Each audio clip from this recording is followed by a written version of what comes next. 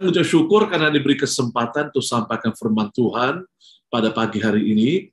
Saudara, saya akan sampaikan firman Tuhan, tapi saya akan share slide sebentar ya.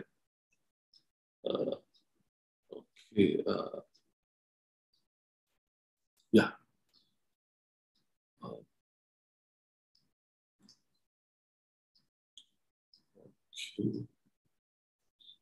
Bisa lihat Bapak Ibu sekarang slide-nya? Bisa lihat?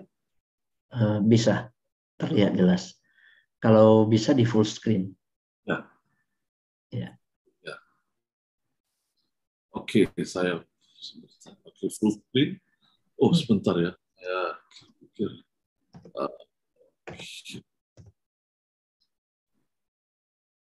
Ya, full screen. Ya, jadi saya akan sampaikan firman Tuhan hari ini. Judul firman Tuhan, Overcoming Your Giants. Saudara, setiap kita itu punya raksasa dalam kehidupan kita yang mungkin seringkali kita bergumul. Mungkin salah satu raksasa yang dalam kehidupan kita itu sakit penyakit, ya. Sakit-penyakit yang ada. Jadi kita selalu berperang, kita melawan dengan raksasa ini, yaitu sakit penyakit dalam tubuh kita.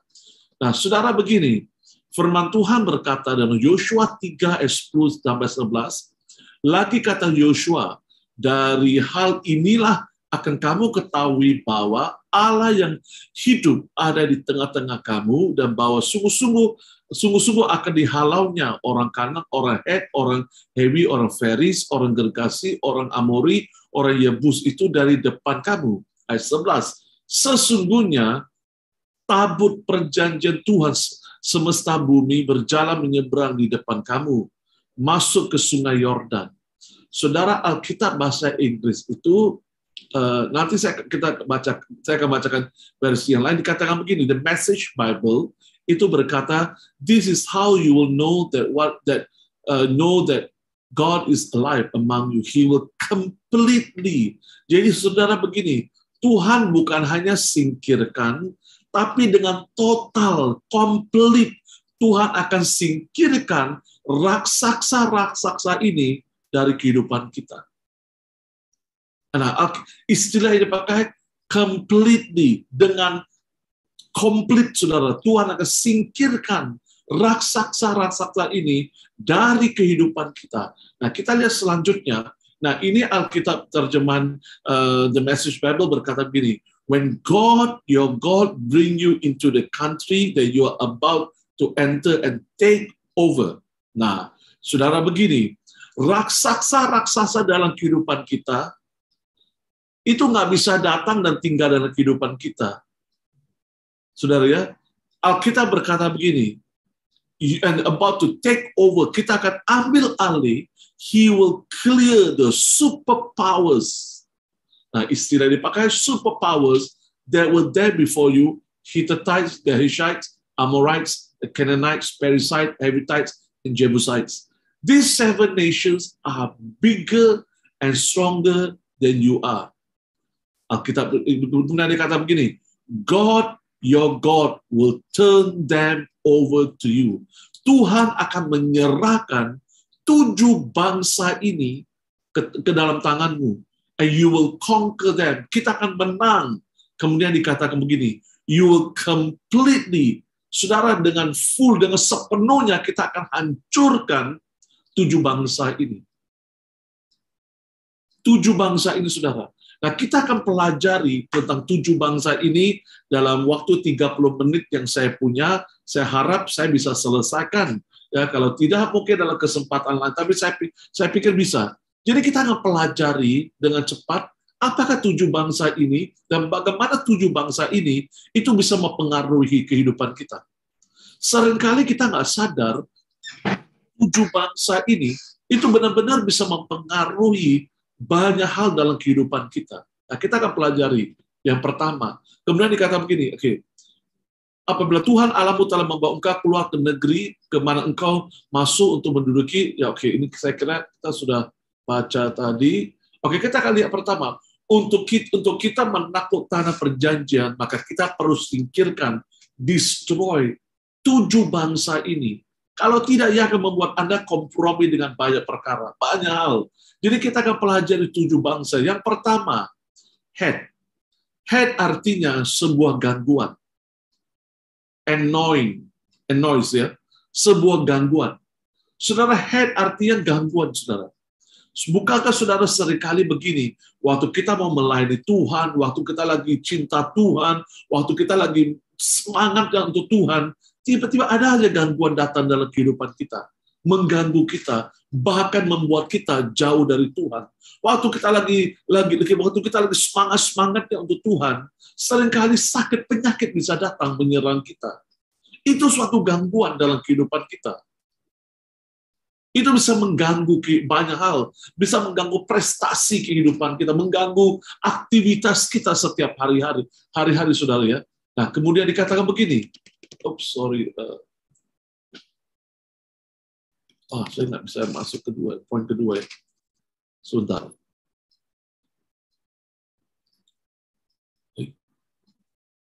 Oke, ya. Jadi yang kedua adalah head. Head itu adalah suatu bangsa yang haus untuk perang. Saudara begini, head ini akan membuat kita perang terus. Peperangan itu tidak pernah selesai dalam kehidupan kita. Jadi kita tuh kayaknya akan berantem terus, saudara ya. Jadi head ini akan membuat kita, saudara begini, tidak ada orang yang suka berperang, ya kan? Apalagi tidak ada yang suka. Jadi begini saudara, head akan membuat suatu bangsa yang haus untuk berperang. Jadi perang itu artinya apa? Kita akan berantem terus. Kita akan lawan terus, saudara.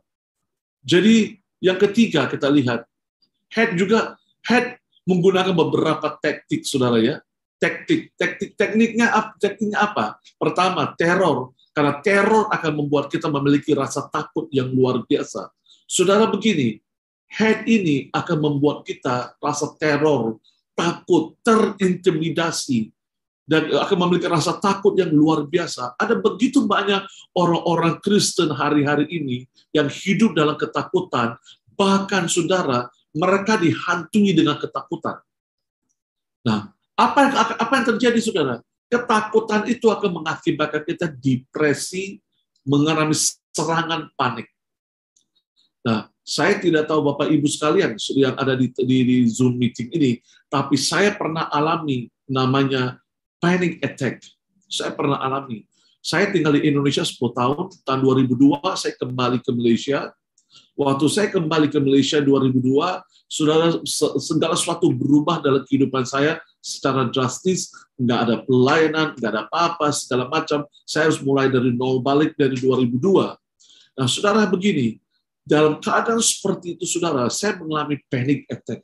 Saudara, panic attack ini, atau serangan panik ini, dialami saudara karena begini, orang-orang terlalu tertekan, depresi, maka mereka akan diserang dengan serangan panik. Saudara, saya gambarkan bagaimana perasaan orang-orang yang mengalami serangan panik ini. Saudara tahu, kalau Anda nggak bisa renang, kita buang saudara di sungai ataupun di kolam renang, saudara ya, di kolam renang, saudara, swimming pool ya, buang Anda ke sana, Anda nggak bisa renang, Anda akan bergumul untuk selamatkan diri. Saudara, panik attack atau serangan panik itu seperti itu.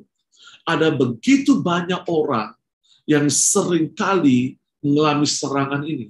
Nah, saudara, waktu saya alami serangan panik, ya beberapa tahun, mungkin 2002, 2003, 2004, saya pernah alami hal ini. Waktu saya alami, saudara, Tuhan bicara ke saya begini, Tuhan berkata begini, Matthew, ambil Alkitab, baca Alkitabmu lebih lagi.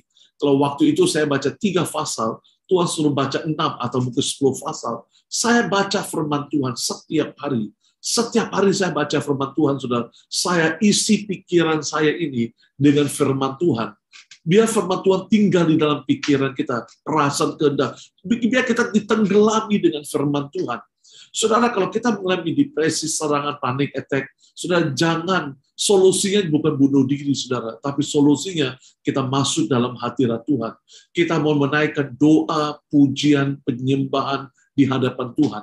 Saya yakin dan percaya, kalau kita lakukan itu, saudara, kita akan melihat kemenangan di dalam kehidupan kita. Nah, selanjutnya kita lihat, Apa head lakukan? Head ini akan selalu menyerang emosi kita. Rasanya mau bunuh diri. Nah, saudara begini, raksasa pertama ini akan selalu membuat kita merasa atau mau bunuh diri. Sedikit kita punya masalah mau bunuh diri. Kita punya tekanan, emosi kita terganggu sekali, saudara ya. Menyerang emosi kita, menyerang seluruh keberadaan kita, dan membuat kita bunuh diri. Saudara, kalau ada orang bunuh diri hari-hari ini, saudara, karena mereka belum masuk dalam hadirat Tuhan. Beberapa hari lalu saya mendengar, saya ke satu daerah Johor Bahru, kalau Anda tahu, saya ke daerah itu pelayanan hari Jumat, Sabtu, dan Minggu.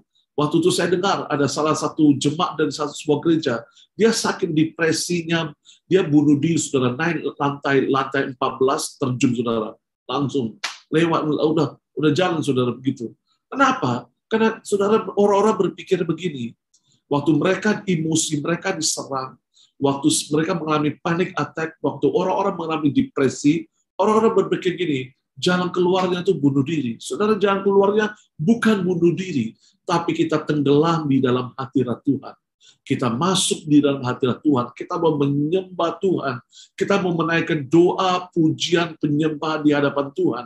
Saya percaya kalau kita lakukan ini, kita menjadi pemenang dalam segala perkara. Amin.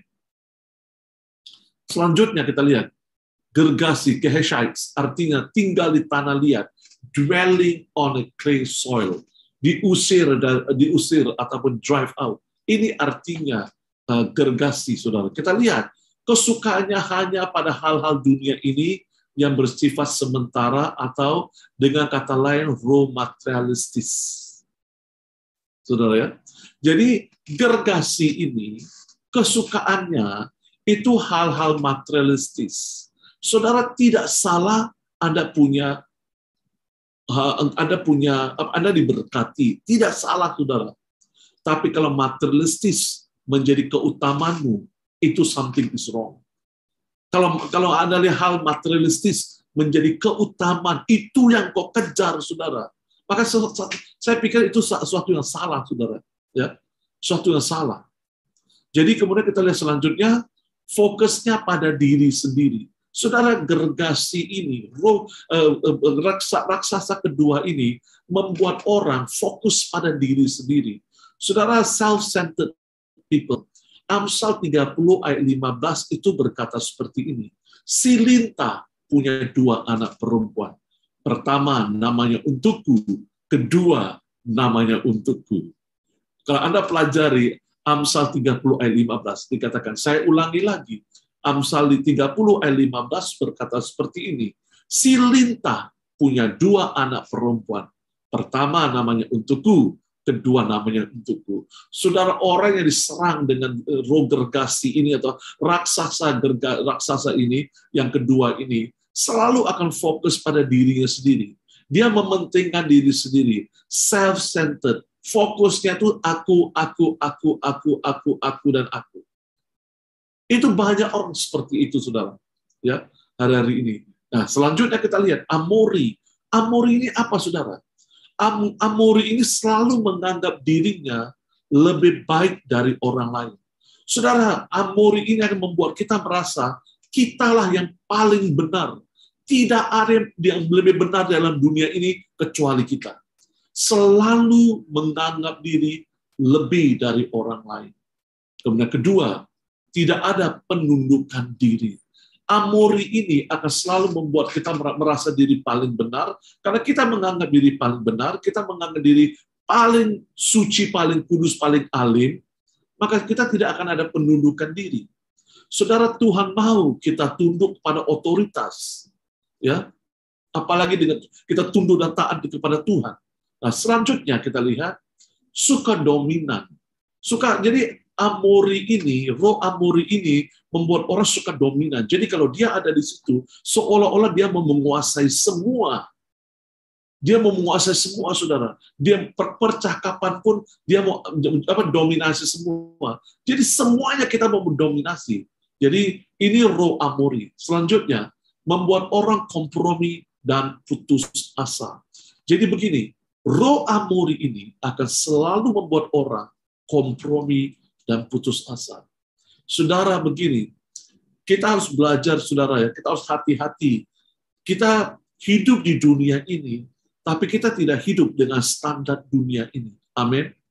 Kita hidup di dunia ini, tapi kita tidak hidup dengan standar dunia ini. Saudara, mari setiap kita tidak mau kompromi dengan dunia ini. Dan jangan putus asa. Apapun yang Anda kerjakan hari ini, saudara, jangan putus asa. Saudara, saya masih ingat waktu saya masih melayani di Batam, sekitar tahun 97, 98 sampai tahun 2002 ya, saya melayani di Batam. Saudara, saya masih ingat ada seorang ibu, itu orang Amerika, ya, suaminya kerja di Batam, di salah satu perusahaan. Ibu ini, saudara, suaminya tuh pulang saudara mabuk, suka pukulin istrinya, kemudian suaminya suka bawa pelacur ke rumahnya. Saudara, istrinya ini rasa mau putus asa. Dia frustrasi mau putus asa, saudara.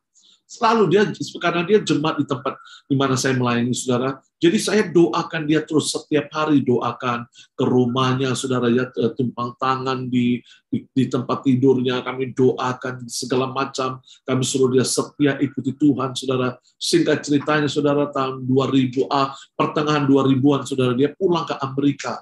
Waktu pulang ke Amerika juga kacau hidupnya, saudara. Tapi saudara, akhir-akhir 2000-an, saudara, dia mulai bertobat dan terima Yesus. Hari ini suaminya bertobat. Coba bayangkan kalau istrinya putus asa hari itu, hari ini suaminya nggak mungkin menjadi hamba Tuhan.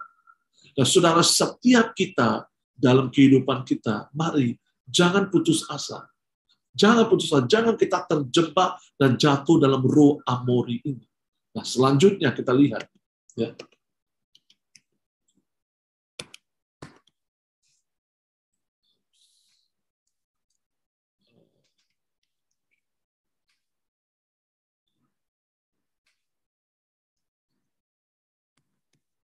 Bentar ya.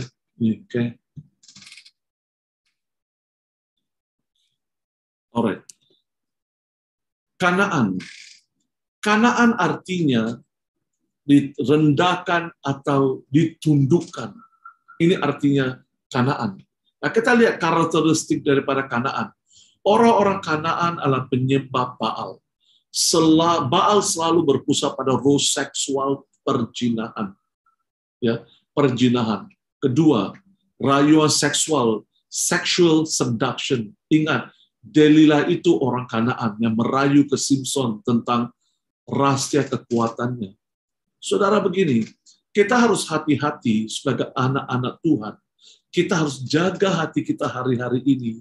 Jangan sampai, saudara, kita jatuh dalam hal roh perjinahan ini. Ya, roh perjinahan. Nah, roh seksual, rayuan seksual, ya, rayuan seksual. Jadi Kanaan ini itu berbicara tentang rayuan seksual. Nah, saudara, begini, hati-hati, mau pria, mau wanita, mau ibu-ibu, mau bapak-bapak, kita harus hati-hati dalam ini, saudara. Kita harus hati-hati. Jangan sampai kita terjebak dan jatuh dalam roh, dalam raksasa Kanaan ini. Ada begitu banyak orang hari-hari ini itu jatuh dalam perjinahan. Tapi saudara, mari setiap kita mau jaga hati kita mau jaga seluruh keberadaan kita. Jangan sampai, saudara, kita jatuh dan terjebak dalam roh ini. Kanaan juga akan mengakibatkan keretakan dalam rumah tangga. Saudara, rumah tangga akan retak ketika orang-orang jatuh dalam dosa ini, saudara. Rumah tangga mereka akan retak, saudara. Saudara, mari kita jaga hidup kita sebagai anak-anak Tuhan. Mari kita jaga seluruh keberadaan kita. Kita menjaga diri kita, saudara. Jangan sampai rumah tangga kita retak gara-gara kebodohan kita. Ya, saudara, ya. Jangan sampai rumah tangga kita tuh retak karena kebodohan dan kebebalan kita. Nah, selanjutnya kita lihat. Nah, apakah tindakan-tindakan yang kita bisa ambil? Ya, tindakan-tindakannya apa? Pertama, Anda harus benar-benar menghancurkan, meremukkan, melenyapkan, atau destroy them dari kehidupan Anda. Nah, saudara begini, kalau kita masih bergumul dengan raksasa-raksasa yang saya ceritakan tadi, mari saudara, kita harus benar-benar menghancurkan dari kehidupan kita, jangan sampai benih daripada raksasa ini, saudara, hidup dalam kehidupan kita. Jangan izinkan benih daripada raksasa ini ada dalam kehidupan kita dan tinggal di dalam kehidupan kita. Next, saudara. Jika Anda lakukan itu, maka Anda akan lihat breakthrough dalam kehidupanmu. Saudara, saya yakin dan percaya, kalau saudara kita mengalahkan raksasa-raksasa ini dalam kehidupan kita, kita akan mengalami terobosan demi terobosan dalam kehidupan kita. Maka firman Tuhan berkata begini, apa yang tidak pernah dilihat dengan mata, tidak pernah didengar oleh telinga, tidak pernah timbul dalam hatimu, itu yang Tuhan siapkan buat siapa? Buat mereka yang mengasihi Dia. Saudara, kalau kita menjadi pemenang, kita menjadi pemenang dalam hal ini, kita tidak tunduk dengan raksasa-raksasa ini dalam kehidupan kita, giant ini dalam kehidupan kita. Saya percaya, saudara, setiap kita akan mengalami breakthrough, terobosan demi terobosan akan kita alami dalam kehidupan kita. Nah, kita lihat yang ketiga, untuk menerima warisan Tuhan, kita harus singkirkan ketujuh bangsa itu dari kehidupan kita. Saudara, ada begitu banyak orang tidak bisa menerima warisan ini, karena mereka masih menjadikan 7 bangsa atau 7 raksasa ini sebagian daripada kehidupan kita. Ya, kita menjadikan raksasa ini sahabat kita. Kita bukannya menghancurkan, melenyapkan, menyingkirkan dari kehidupan kita, tapi kita menjadikan raksasa ini sahabat kita. Karena kita menjadikan raksasa ini sahabat kita, maka kita nggak bisa terima warisan Tuhan. Kita nggak bisa maksimal dalam banyak hal yang kita sedang kerjakan untuk Tuhan. Atau Tuhan sedang kerjakan dalam kehidupan kita. Nah, selanjutnya, Kisah Para Rasul 13 ayat 19 berkata begini, dan setelah membinasakan 7 bangsa di tanah Kanaan, ia membagi-bagikan tanah itu kepada mereka untuk menjadi warisannya. Nah, saudara, apa yang terjadi? Tuhan akan memberikan warisan kepada kita kalau kita singkirkan 7 bangsa ini dari kehidupan kita. Saudara, mari setiap kita, saya tidak tahu apakah kondisi Anda hari ini, saya tidak tahu apakah kondisi Bapak Ibu sekalian hari ini, saya tidak tahu apakah Bapak Ibu sedang hadapi hari-hari ini, tapi pesan ini yang saya mau sampaikan buat Anda, mari kita singkirkan raksasa-raksasa ini dalam kehidupan kita, giants ini dalam kehidupan kita. Mungkin saudara Anda melihat giant ini besar, Anda pikir kita nggak bisa kalahkan, terlalu besar. Tapi saudara ingat baik-baik, Yesus kita jauh lebih besar daripada segala raksasa yang ada di bumi ini. Yesus kita jauh lebih besar dari segala pergumulan yang Bapak Ibu sedang hadapi hari-hari ini. Tuhan kita, Yesus kita jauh lebih besar. Yesus bisa melakukan hal-hal yang ajaib dalam kehidupan kita kalau kita datang kepada Tuhan hari ini. Oleh sebab itu, saudara, saya pernah temukan banyak orang-orang yang sakit, saudara ya. Tadinya saya gembalakan di salah satu rumah sakit di Malaysia yang pemiliknya anak Tuhan. Tadinya saya gembalakan di rumah sakit itu selama 4 tahun. Saya gembalakan di rumah sakit itu, saudara. Saya temukan banyak orang-orang sakit, banyak orang-orang yang kritikal, banyak orang-orang yang saudara mereka tuh udah sebatang kara, saudara ya, di rumah sakit, saudara. Tapi saudara, keajaiban Tuhan, bagaimana Tuhan bisa memulihkan mereka. Dan mereka mengalami mujizat. Saudara begini, kalau Tuhan berkenan, Tuhan mau, Tuhan bisa lakukan mujizat. Tuhan bisa lakukan mujizat, saudara. Tuhan pasti bisa lakukan mujizat.